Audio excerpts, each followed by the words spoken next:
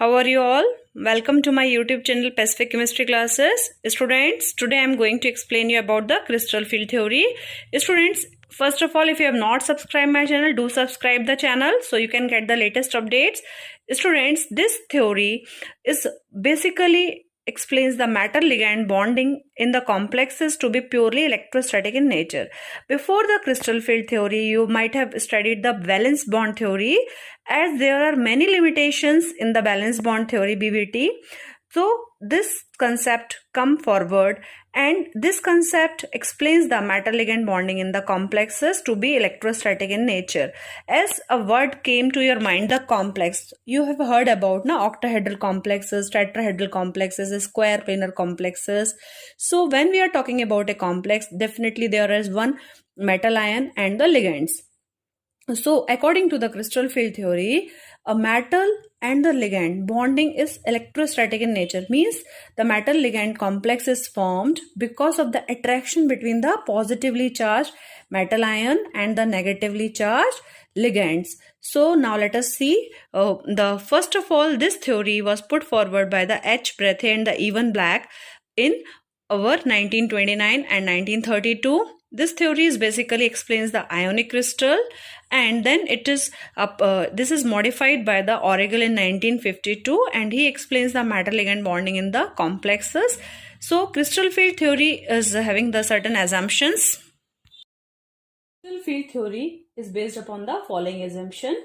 Then first point, the interaction between the metal ion and the ligand is assumed to be purely electrostatic or ionic in nature, means according to the crystal field theory, the metal and the ligand bonding is purely electrostatic in nature, means the metal ligand bond formation takes place by the attraction between the positively charged metal ion and the negatively charged the ligands. Means what are the ligands? Ligands are either the point charges, means they are having the charges, either they will be the negative point charges like our F minus, Cl minus, Cn minus, or the neutral molecules like our water, ammonia. So as we know that ammonia or water, they have the dipole. So we can say this molecule of water here, as there is high electronegativity of the oxygen, so this species gets partial negative charge and the hydrogen get the partial positive charge. Similarly, in the case of ammonia molecule also, nitrogen is having the more electronegativity, so it will acquire the partial negative charge, and these three hydrogen will acquire the partial positive charges. So what we can say that what are the ligands? They are the point charges. They are the negative point charges like F minus, Cn minus, Br minus, and the neutral molecule. Sometimes Br plus, some positive charges are, means they will have the charge, or the neutral molecules, or we can say that neutral molecule as a point dipoles. And third assumption is that there is no interaction between the metal orbitals and the ligand orbitals. This theory does not consider the interaction between the metal orbital and the ligand orbital. So what are the main three assumptions? Firstly, this theory explains the metal ligand bonding in electrostatic in nature. The ligands are the point charges and there is no interaction between the metal orbital and the ligand orbital. Let us see the details of the crystal field theory. In the metal ligand bonding, first let us see the shapes of our d orbitals.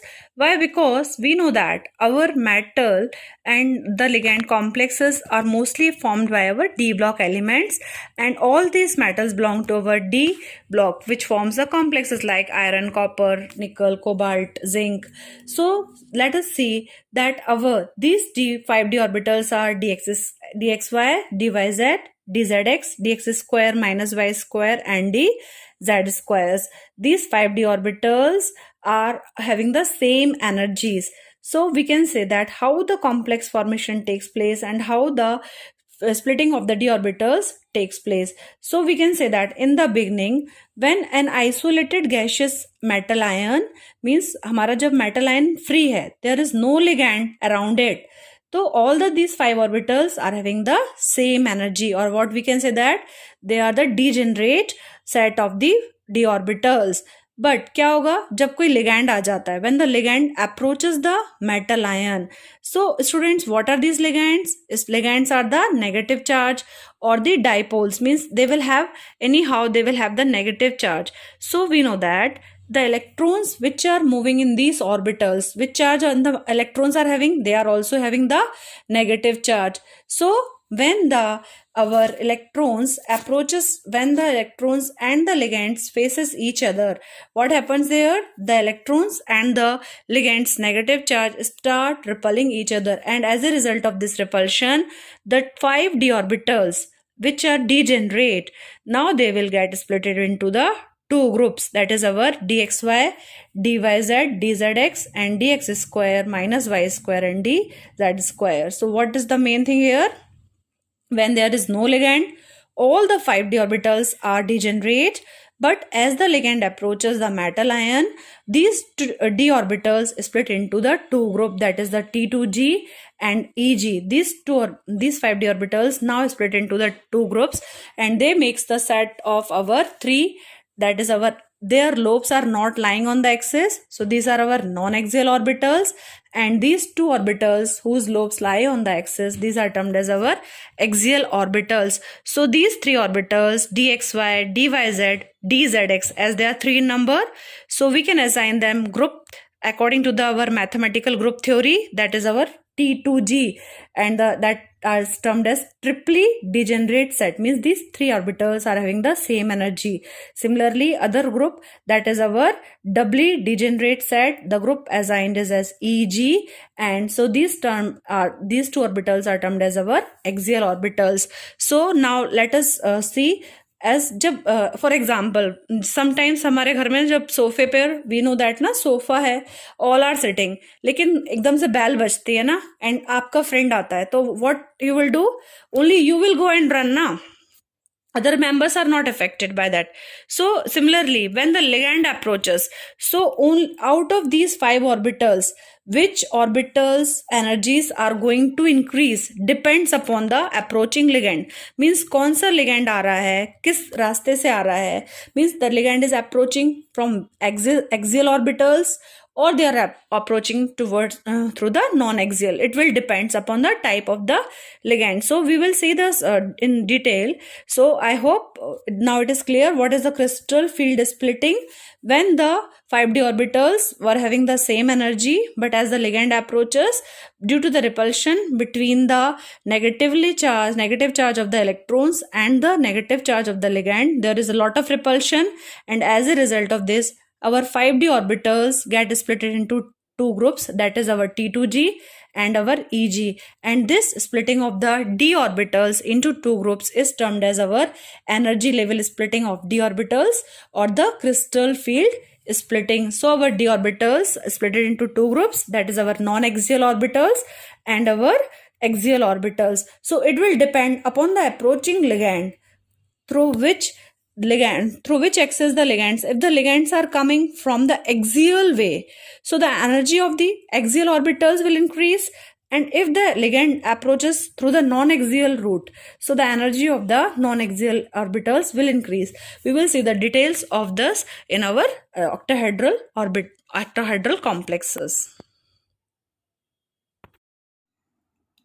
Now let us see the salient features of crystal field theory. You can write it down. So a complex is considered to be a combination of a central metal ion surrounded by the various ligands. As we know that, what is a complex? A metal is surrounded by the ligands. Ligands are either the negatively charged ions, like examples F minus, Cn minus, etc., and the neutral molecules like water or the ammonia, which will have the dipole. So the attraction between the central metal and the ligand in a complex is perfectly electrostatic in nature. Means they do not consider the covalent nature or the overlapping here. That is, our bond is purely ionic here. The next point, when the ligand approaches the metal ion, the interaction between the electrons of the cation and the ligand is purely repulsive. As we know that, discussed in the detail, that the metal electrons will have the negative charge and the ligand electrons will also have the negative charge. So that interaction will be the electrostatic. So these repulsive forces increases the energy of the d orbitals, and the increase in the energy will be non-uniformly, means the energy of some orbitals will increase and the energy of some orbitals will decrease. So the energy of the orbitals which are found direct in the way of the ligand will increase, and the other orbitals will decrease. Means which orbitals will face the ligands, their energy will increase as a repulsion, and the other orbitals energy will decrease. Last point. So these our 5d orbitals, these are split into the two groups. These two groups we can write it as our T2G, that is our dxy, dyz, dzx, and dx square minus y square and dz square. These two orbitals are Eg, and these three orbitals, that is xy, yz, and zx, are our T2G orbitals, triply degenerate set. The splitting depends upon whether the ligands are arranged in an octahedral, tetrahedral, or a square planar geometry, so around the central ion. So this effect is known as the crystal field splitting. So just I had covered all the points which we discussed. And last point for the features of the crystal field theory or the postulate: covalent character of the bond between the metal and the ligand is not explained. Here they considered only the ionic character of the bond between the metal and the ligand ion. Now let us start the splitting in our octahedral, tetrahedral, and the square planar complexes separately. So students, when we talk about the crystal field splitting in the octahedral complexes, to first we will see that when we see an octahedral complexes, we know simply we represent the octahedral complexes by our ML6, means there is 6 ligands and the metal ion in the center.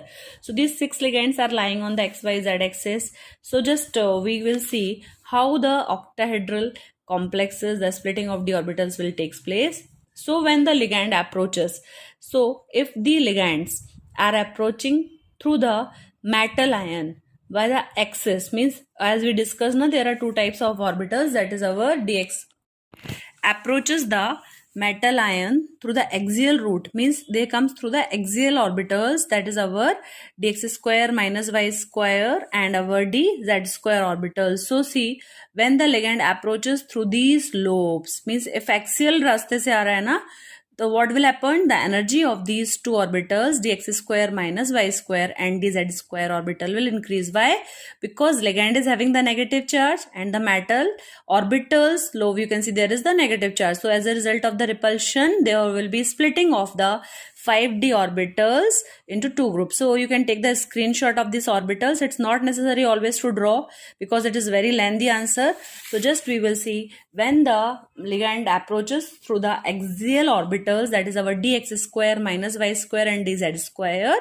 So when the 5d orbitals, first they were in the same energy state, then by the absorption of energy, they got splitted into the two groups, that is our their energy increases. All the degenerate orbitals, means this they have the same energy, now they are splitted into the two groups, that is our Eg and our T2G. So in the case of octahedral complexes, we can see that here you can see these two orbitals, that is our dx square minus y square and dz square. The energy of Eg orbitals increases, and as a result dxy, dyz and dzx, means these are our non-axial orbitals, so their energy will decrease. So what is the total energy? So the total energy is represented by the delta O, or we can say that it is represented by our 10 dq, means the total is our 10. So when the energy of the our Eg orbitals increases, so how much is the increase? So they increases by the plus 6 dq, or we can say that it is a 0.6 delta O. So we are representing the crystal field splitting energy by the symbol of delta. If it is octahedral complexes, we will use subscript O. If it is tetrahedral complex, T, and if it is a square planar, we will use our SP. So these subscripts are used for the identifying the geometry. So for the octahedral complexes, the energy of our axial orbitals increases by plus 6 dq, and that's of our T2G orbitals decreases by our minus 4 dq. So this is for the crystal field splitting in the octahedral complexes. Just you can summarize, I have write some notes, so you can take the screenshot to explain the crystal field splitting in the octahedral complexes. Sometimes they are asking direct question. So what I explained all is written here. The energy of our Eg orbitals increases by 60Q, that is of our T2G orbital decreases by our 4 dq. So we can either write this value, that is 0.4 delta O, or 4 dq. Both are equal. So crystal field is splitting in the octahedral complexes. Just we can say that the energy difference between the T2g and Eg orbitals is the crystal field splitting of the octahedral complexes. It is denoted by delta O or 10 dq. Now let us see the crystal field splitting in our tetrahedral complexes. In the tetrahedral complexes, as the ligand approaches, in the tetrahedral, first you see the diagram, so it will be clear for you. So as we see, this is our 5 orbitals in the same energy state.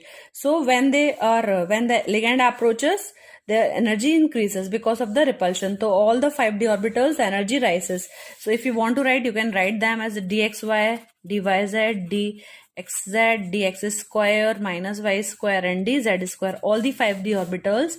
So their energy increases, and as a result the ligand approaches. In the case of the tetrahedral complexes, from where the ligand will approach? In the cases of our tetrahedral complexes, the ligand comes through our non-axial route, means our dxy, dyz, dzx orbitals will face the ligand. So the energy of these orbitals, when the ligands comes through the non-axial routes, the energy of these 3 orbitals will increase, and in the tetrahedral complexes, as a result of these, the energy of these orbitals will increases, and when the energy of these orbitals will increase, they will feel more repulsion, and the 5d orbitals is split into 2 group again.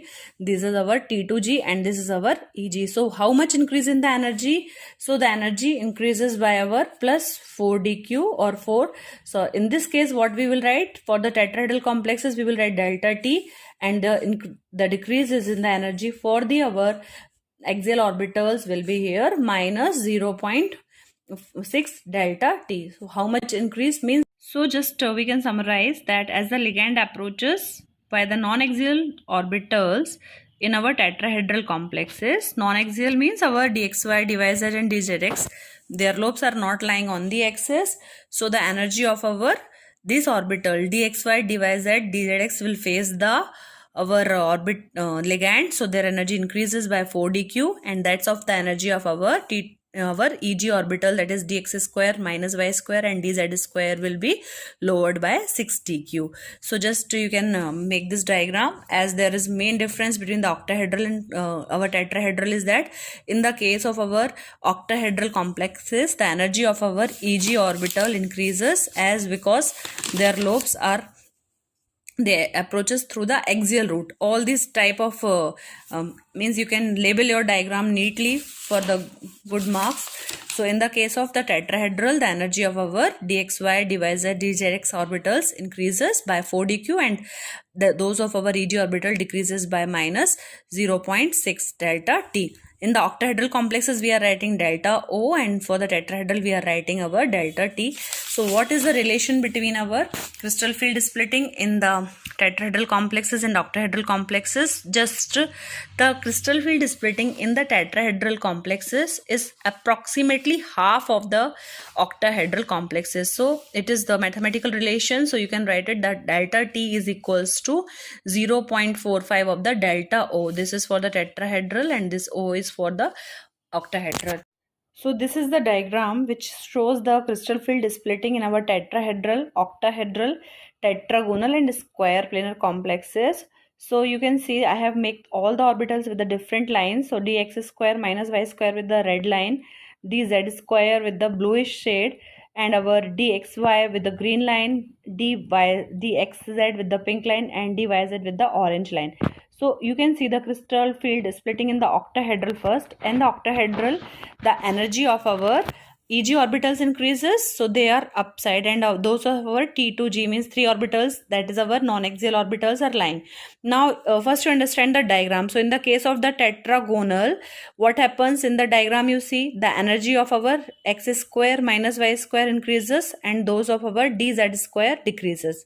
Then in the case of our this tetragonal complexes, what happens here? You see first, this is xy, this is also xy, this is z, and this is our, both are having the z axis. So just when we talk about detail of our tetragonal complexes, what we can say that to understand it, let us see. if suppose this is an octahedral complexes and we remove these two ligands, suppose these two ligands are lying on the z-axis. So if the two ligands lying on the z-axis, if two trans ligands which are lying on the z-axis of an octahedron are moved away, means हमने इनको क्या किया, we have taken away from the ligands. So the what happens, they now there are only four ligands near the metal ion. So what happens when there are four ligands near the metal ion, the geometry of this geometry of this octahedral will get distorted. So this distorted octahedral is termed as our tetragonal structure. So as a result of it, what will happen when the two ligands are moved away from the octahedral geometry, we will get our distorted tetragonal geometry. So what we will say this, that in the tetragonal geometry, the distance of the two ligands on the z-axis is now increased from the central metal cation. So the orbitals which were lying on the z-axis, which orbitals are lying on the z-axis? dz square, dxz and dyz. So they will feel now less repulsion, means when these ligands are removed, means these are having the negative charge and the metal orbitals also have the negative charge. अगर हमने इनको दूर कर दिया ना, so they will feel less repulsion. So as we know, greater the repulsion, greater is the energy. So if they are moved away, so the repulsion will be less, they will feel the less repulsion. So definitely their energy will also be decreased, means they will move down from their level. So their energy decreases, and other orbitals which are lying on the xy axis, their energy will increase. So once again you understand this point. In the case of the tetragonal complexes, what we are doing, we are moving the two ligands which are present on the z-axis. So as a result of this, when we are taking them away from the z-axis, we will get a distorted geometry, and this is our tetragonal structure. And what we will say, that as they will suffer less repulsion. So as a result of the less repulsion, all these z orbitals, means jahan par z hai, when you see the 5d orbitals na, where it is z, their energy will decrease and those of our xy orbitals will increase. So you can see from this diagram, this is our octahedral complex. So here z square and dx square minus y square. So which orbital energy will decrease? Z orbital. So it comes down. When the splitting takes place, xy energy rises and z square will come down. Here our three orbitals, that is our dxy, dyz, dzx.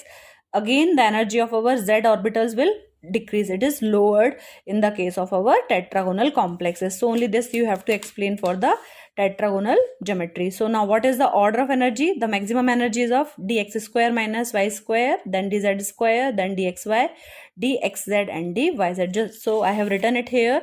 So you can see the order.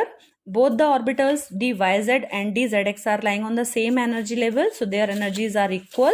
And the energies, then which orbitals have higher energy? dxy, dz square and dx square minus y square. It is clear from the diagram. So now let us talk about our crystal field splitting in our square planar complexes. You remember, in the case of tetragonal complexes, you have just moved away from the metal, means आपने थोड़ा सा दूर किया है. But in the case of our square planar complexes, what we will do, we will just completely remove. Suppose this is an octahedral geometry.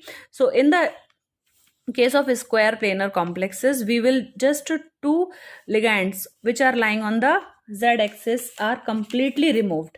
Means here you can see the 6 ligand, but here when we have minus the 2 ligands which are present on the z-axis, so what we will get? We will get a square planar geometry. And I hope you have already studied this type of the complexes in your coordination chemistry. Now this is octahedral, where are 6 ligands, and the square planar there are only 4 ligands. So in the case of our square planar complexes, when we removed the 2 ligands which are lying on the z-axis, completely removed कर दिया, तो क्या होगा? Their energy will further will be decreased. And when the 2 ligands on the z-axis are taken away totally, so in this case the force of repulsion between the moving away ligands, that is our z wala, all these z axis orbital, you see dz square, dyz, dzx orbitals of the metal ion will go on decreasing, as already we discussed.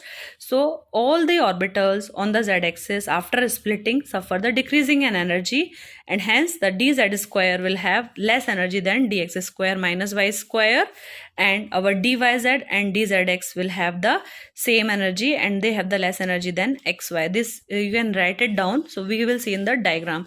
So just we can say that, as we see in a square planar complex, we will remove the z-axis ligands totally. So further there will be the decrease in the energy of the z orbitals, means there where they are lying on the z-axis, means this is down in the tetragonal. Now you see how much increases again lowered. Z orbitals are now again in the lower in the energy. Here also the z orbitals where the z is present, so these orbital dxz and dyz are further lowered in the energy. Why? Because they suffer less repulsion.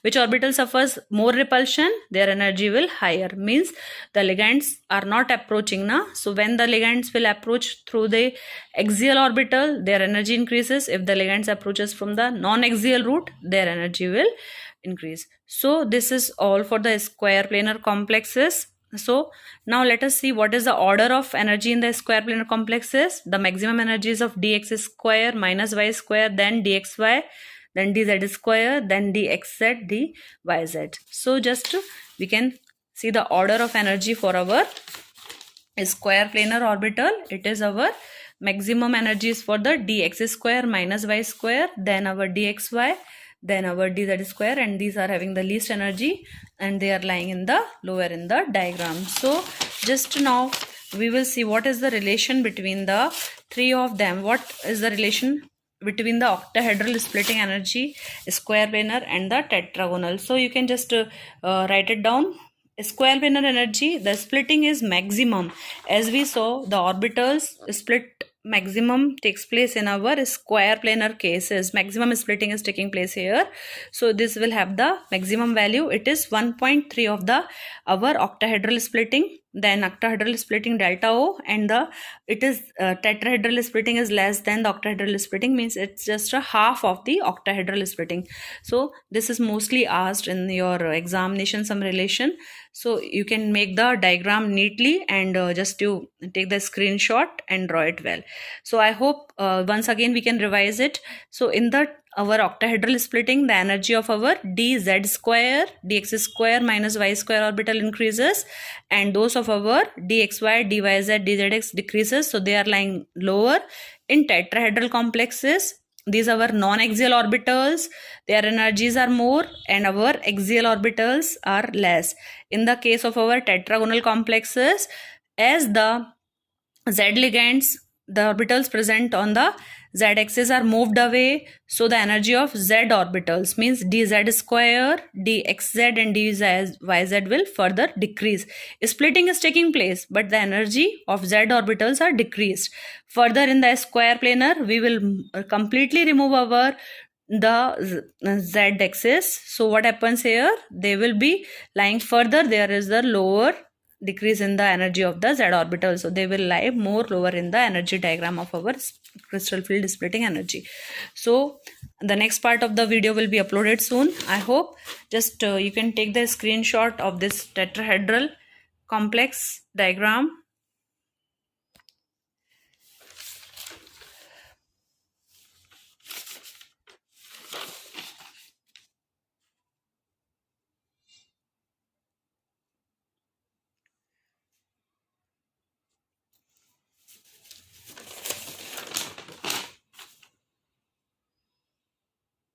And this is for the square planar complexes.